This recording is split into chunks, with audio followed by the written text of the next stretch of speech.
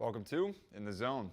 With action in the NBA All-Star Game and the Daytona 500 this past weekend, there's a lot to cover in this week's episode. We'll catch you up on the latest in sports. In the Zone starts now.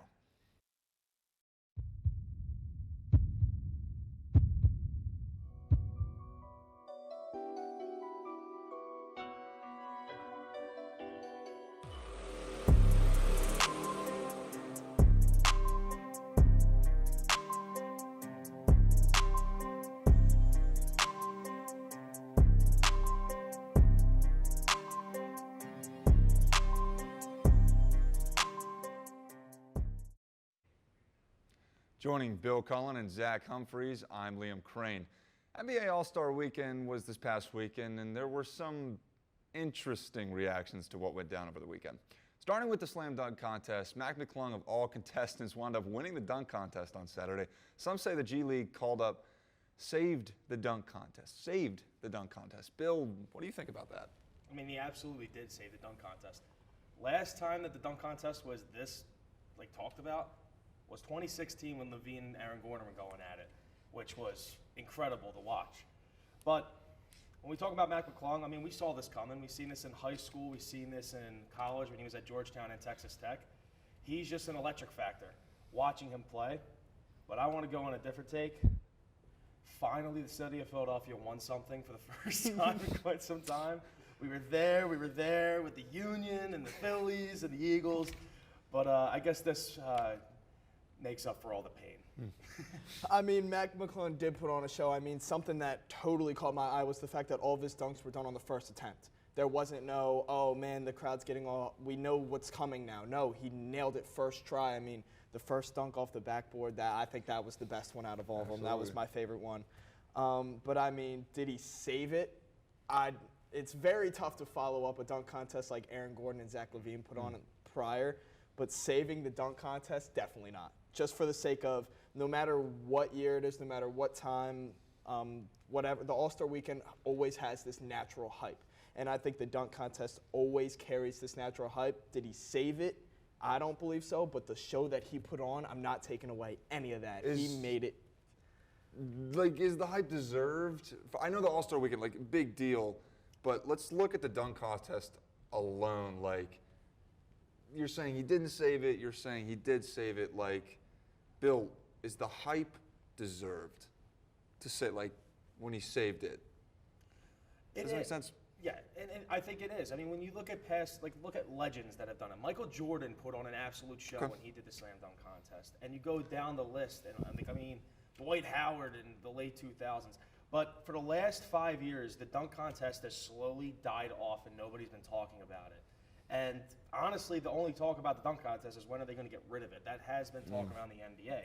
Mac McClung kind of saved that because now you're going to have an opportunity for guys with no name, maybe even more G League players have an opportunity to show off their skills on the big stage. Interesting point. What's your take on that? I mean, I was very surprised that they even gave Mac McClung the chance, considering he's not actually in the league. Right. I was very surprised by the call-up, and the minute he got called up, man, I would have put all my money in FanDuel for him to win it, to be honest. I mean, the hype surrounding this kid when it comes to his ability to dunk the ball is incredible. I just wouldn't go as far to say he saved it. He's going to be talked about for a solid 2 weeks, just like Blake Griffin jumping over Kia. Was Kia a thing before he jumped over the car?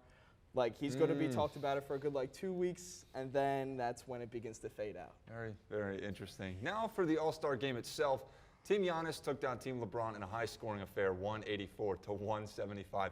Boston Celtics star Jason Tatum set an All-Star Game record, scoring 55 points. However, Denver Nuggets head coach Mike Malone called this year's edition of the All-Star Game, quote, the worst basketball game ever played.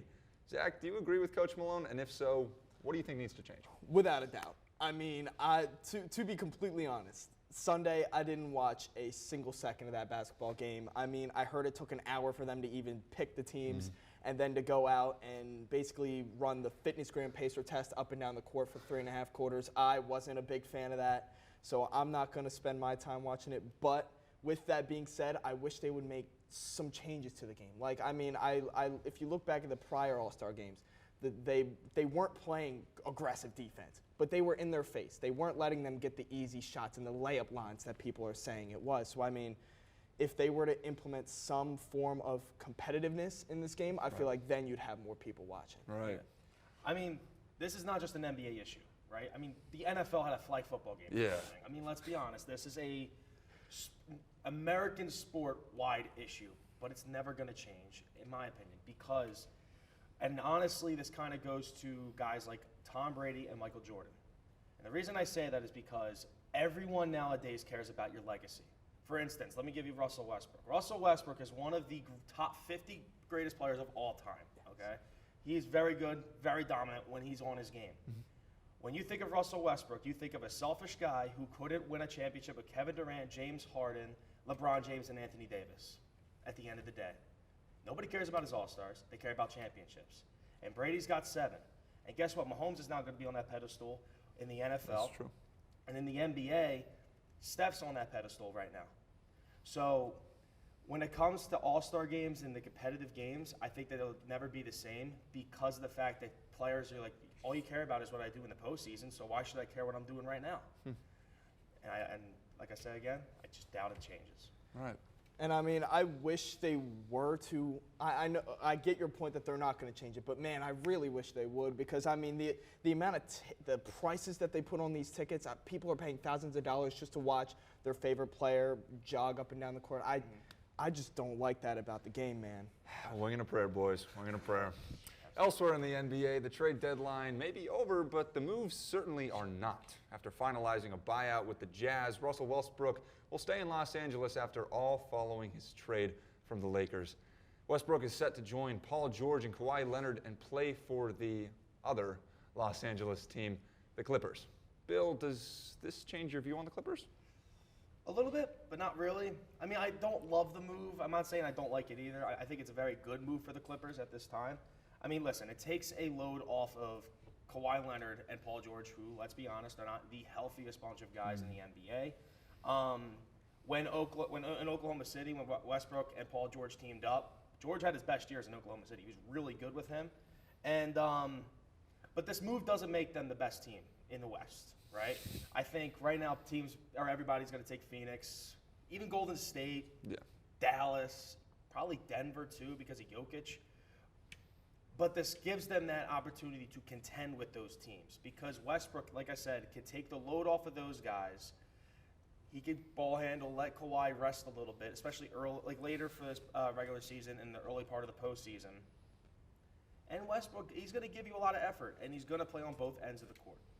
So I think it's a good move. Does this make them a top 5 team in the West, do you think? Top 5 team in the West, but would I go out on a limb and say that they're going to go out and win the West or even make a conference finals?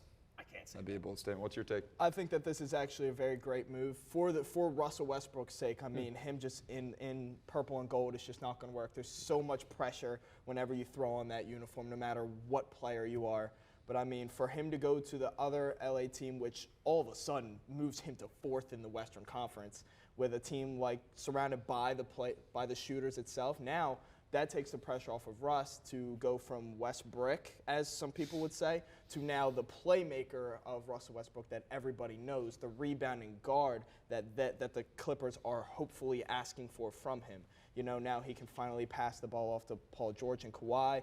Hopefully he can reflect off of that. I agree with you saying it's not a very big change, but man, the upside is so much. There's so much potential behind his performance. And a fresh start at that, right? And I was looking at the odds for the 6th Man of the Year award, and Russell Westbrook was a lot higher than I think I would have put him at. Is that the same for you guys? Where would you put him? I mean, let's be honest. When they moved him to the bench, he was playing really good because he was handling the ball more and not having to coexist with LeBron as much. When you go to the Clippers, he's made it work with Paul George. I think he'll make it work with Kawhi because Kawhi can play both ends, and he don't need the ball at all times for him to have success. Right. So I think that this is going to, again, like you said, it's going to work better.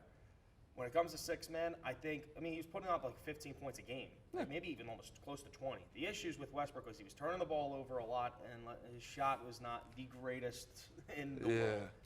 But he'll make it work in LA, in the other LA team. Right. Your take? I mean, I totally agree. I mean, sixth man of the year is definitely a stretch for him at this point. He started off fantastic. Yeah. But now it's his production has dropped. He is sticking to that playmaking style of getting the shooters the ball. It's just being that sixth man. The way other players have performed across the league, I'd say, is he still in the race? Yes, but he has a lot of area to cover in order to secure that trophy. Interesting move. Wishing the best for Westbrook. The Chicago Bulls have also been making moves this past week. Chicago announced that Lonzo Ball is done for the season, but not to worry. The Bulls did come through and sign another guard. Patrick Beverley will sign with Chicago. Will this signing help the struggling Bulls, though, Zach? Not even close. It's such a tough time down there in Chicago. I mean, they're fighting for the play-in, but the way that team has built around DeRozan, Levine, and Vucevic, and to just see that production falter for the past 2 years, I mean, it's so unfortunate. At this point, I wouldn't be surprised to see any of those three be traded this upcoming offseason, because now you have Lonzo, who is really struggling to get healthy. His playmaking, his shot, his passing, everything that he does on the court is basically made that team a very solid unit. It's just when you replace it with Pat Beverley, who's only worried about beating the Lakers, it's not really going to help out in the future. It's true. That's true. I mean, he did go out on a limb and say, all I care about is the Lakers not making the playoffs or something like that. But, I mean, listen, the Bulls are the 11th seed in the East. Just like you said, they are fighting to get into the play-in. Patrick Beverley is not a world beater. He's not going to get you there, right? He's a good piece to have. He's a good defensive player for sure. But at the end of the day in the NBA, you need scoring, and he's not going to give that to you. Also, I mean, with the other teams in the East, they're just not going to compete, man. They're just not going to compete with the top teams in the East. No. Maybe not even with the middle teams. Yeah, it's going to be hard to see this working out the way they want it to, but, you know, of course we'll see. One additional move was made in the Eastern Conference after suddenly agreeing on a buyout with Cleveland. Kevin Love will join the Miami Heat. Bill, did this seem odd to you at all, and how does this affect Cleveland and Miami? Well, it seemed a little odd to me because there was a report that the Sixers were involved, and as a Sixers fan, I definitely wanted that to happen. I think a stretch forward with this team, with Embiid in the paint, would just help this team that much. But I think for Miami, this is really good because when you have a guy like Jimmy Butler, when you have a guy like Bam who can control inside the paint and they're good within the arc, you need to have as many guys around the arc to be able to stretch the floor, and Kevin Love can do that for you. Also, Kevin Love is a little bit of an underrated defensive player. He's a good player to have on your team. And he's also not a diva. He's a good team camaraderie guy. For Cleveland, I don't think they're going to miss him that much because, well, I mean, they let him go at the end of the day. But they're more worried about their young core that they got in Cleveland and also build around Donovan Mitchell. And right now, Miami, they're trying to work their way back up in the ranks of the Eastern Conference. I think right now they are 6th. So I think they'll figure it out. But an odd move. Probably, it's weird to say. It's weird to say. You want to say yeah, but also it's not a weird move at the same time. Right. How are you feeling? I feel like this benefits the Heat more than it does the Cavs. The Cavs are in a great position with 4th in the East. They've been playing really well all season long, building around Donovan Mitchell. But I think it's not currently what they're going to do for these next 20-some games that they have in the regular season. I think that it's really going to hurt them later on in the playoffs because, man, the one thing you need in playoffs is depth. You need that solid bench. That way when your star player is off the court getting the needed rest he needs, you need that bench to come out and not just blow the game out the water. You need them to at least stay in contention. So when it comes down to it, I think the Heat building around having Jimmy Butler and Bam playing the two forwards and then having Kevin Love possibly come off the bench with his he's a 15-year vet. He's already have the ring in his box. I mean, I think this is a great pickup for Miami later down the road. Right now, maybe get him into the system, work him into it, and then afterwards, I think that'll be really well for them when it comes playoff time. Very, very cool. Hopefully. With both Marauder basketball teams ending their seasons in preparation for the postseason, as well as the latest in spring sports, we will swing it over to Nicole Dalton. Thanks, Liam. As the winter season is wrapping up, the spring season is in bloom with success this past weekend. Men's basketball beat the buzzer this past week against Shippensburg, getting a massive PSAC East win on the road, winning 67-63. Senior Justin Nwosu was one of the stars of the game, finishing with 8 points, the game-winning bucket, and sinking a three-pointer that would help the Marauders to take back the lead. Freshman Day Waters with .3 seconds remaining, was rewarded 2 free throws and sank both, giving them the win. Women's basketball fought till the end against the Shippensburg Raiders, but would fall 64-57. The score was tight, and the Marauders were within 2 points early into the fourth quarter. But Ville fouls had the Raiders on the free throw line. This drops the Marauders to 16-10 overall and 11-9 in the PSAC play. Millersville baseball had 2 doubleheaders this past week, winning 8-2 in the first game and 12-3 in the second game at Felician. On Saturday, they played Malloy and lost 5-0 and 2-0. This drops the Marauders to a 7-2 overall record. Softball had a successful doubleheader at home this past Sunday against Holy Family. After winning 1-8-0, the Marauders would go on to win Game 2 of the doubleheader, sweeping Holy Family. In a strong Game 2, Ville beat Holy Family 11-3. Millersville had 12 hits from 10 different players. This makes Millersville 3-1 on the season, and Holy Family falls to 0-2.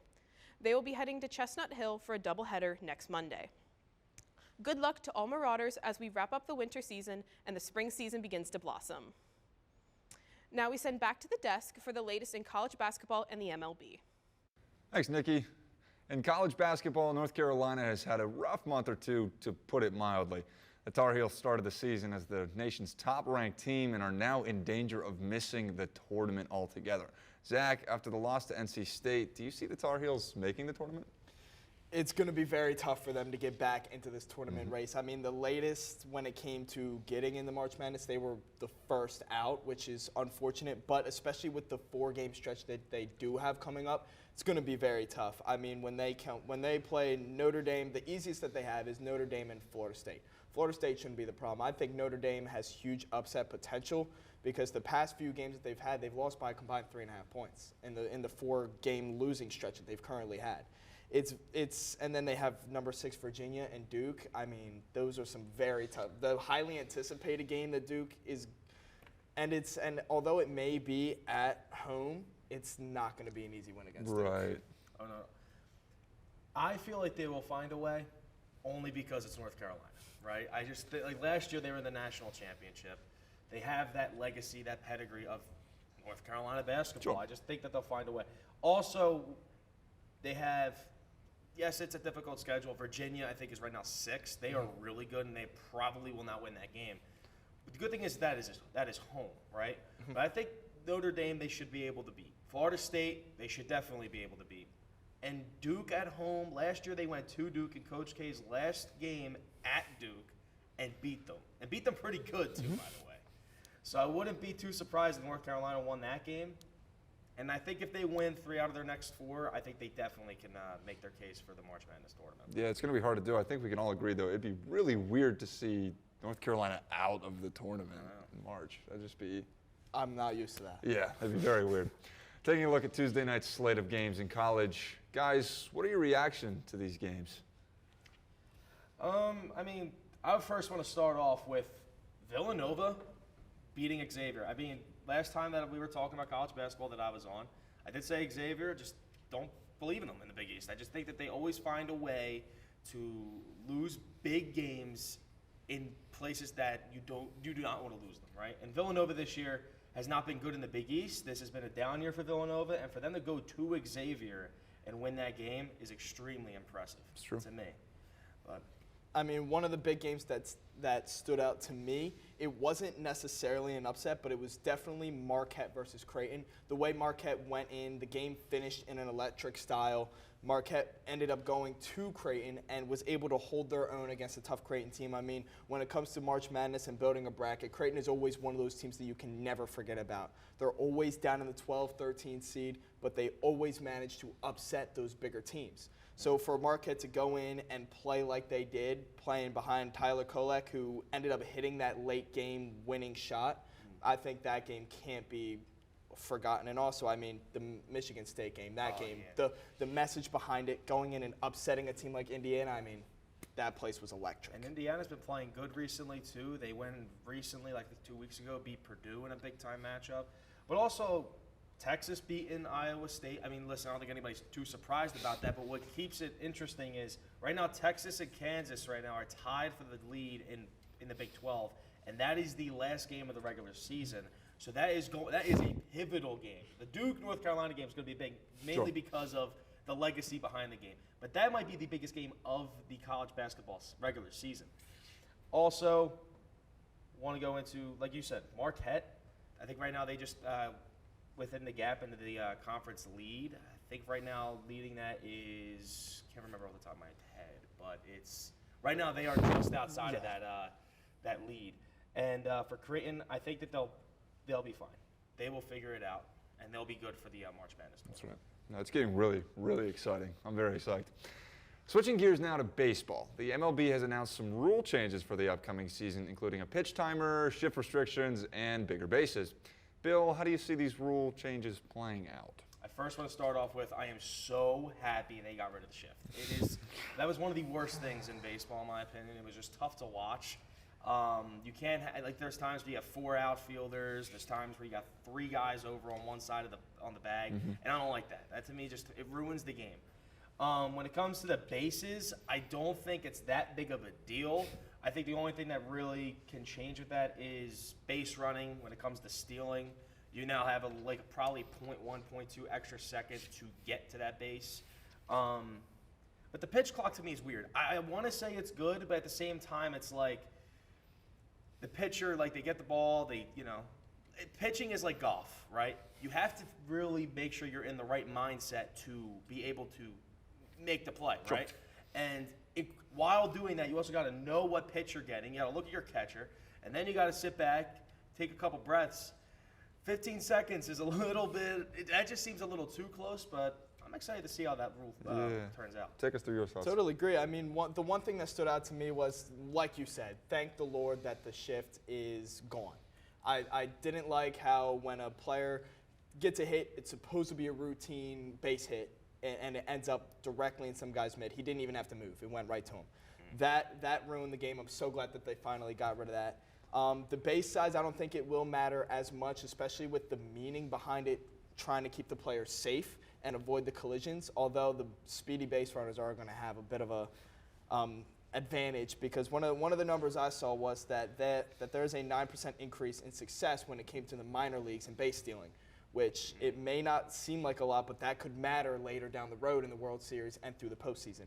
But one thing I did want to mention was the pitch timer. As a kid who grew up playing baseball, man, I'm not the biggest fan of it, because something that I think makes baseball such a respective sport is the fact that it's untimed. Compared to all the other sports, basketball, football, anybody can give me a sport. I mean, baseball is untimed. There's no rush. Like you said, when the pitcher gets the ball, they like to do their routine. As a batter, we do our routine every time we step into the box. I feel like adding that timer will pick up the speed of the game, but it takes away that factor that makes baseball as great as it is. Right. Imagine in basketball if you had a free throw timer of 5 seconds, and these guys got their cadences, and they have to do that every time, and they just keep missing. So faster paced game, possibly higher scoring, but at what cost? We'll see. The Millersville ice hockey season has just recently finished up. Travis Schuster has an update on our Marauder ice hockey team, as well as the Daytona 500. Over to you, Travis. Thank you, Liam. This past weekend, the Division II hockey team traveled to Philadelphia for the CSCHC Colonial Cup playoffs, where they had to play 2 elimination games to advance to the Colonial Cup, where they defeated the Westchester Golden Rams 5-1, where forward Jacob Burke scored a hat trick. They then defeated the Seton Hall Pirates, where Joe Petticone picked up 2 goals, advancing the Marauders to the Colonial Cup, where they unfortunately lost to the University of Pennsylvania Quakers 3-10, where Adam Hennessy scored 2 goals. A congratulations goes out to Cole McCauley, where he was named the CSCHC's top goal scorer with 30 goals and 24 assists for 54 points in 21 games played. Also, another congratulations goes out to all the seniors on the team, as this team would not be where they were without them. This past Sunday, NASCAR kicked off its 75th anniversary with the running of the great American race, the Daytona 500, which featured several big-name drivers, including 7-time Cup Series champion Jimmy Johnson. This race came down to the wire, featuring 2 overtimes. The first overtime featured a big wreck involving around half the field, when Austin Dillon got into the back of Kyle Busch, forcing him to check up, which then he got tagged and he got turned on the inside. And then in the second overtime, On the final lap, another big wreck happened when Eric Almirola got into the back of Travis Pastrana, who then tagged Kyle Larson and turned him on the inside, forcing NASCAR to wave the caution flag, ending the race. Where they then had to go back to the moment of caution to determine the winner, and they determined that Ricky Stenhouse Jr. was leading at the time, making him the winner, winning his first ever Daytona 500. Now back to the desk with Liam, Zach, and Bill. Thanks, Travis. That'll actually do it for this week's episode of In the Zone. For Zach Humphreys, Bill Cullen, Travis Schuster, and Nicole Dalton, I'm Liam Crane. Thanks for watching. We'll see you back next week right here on In the Zone.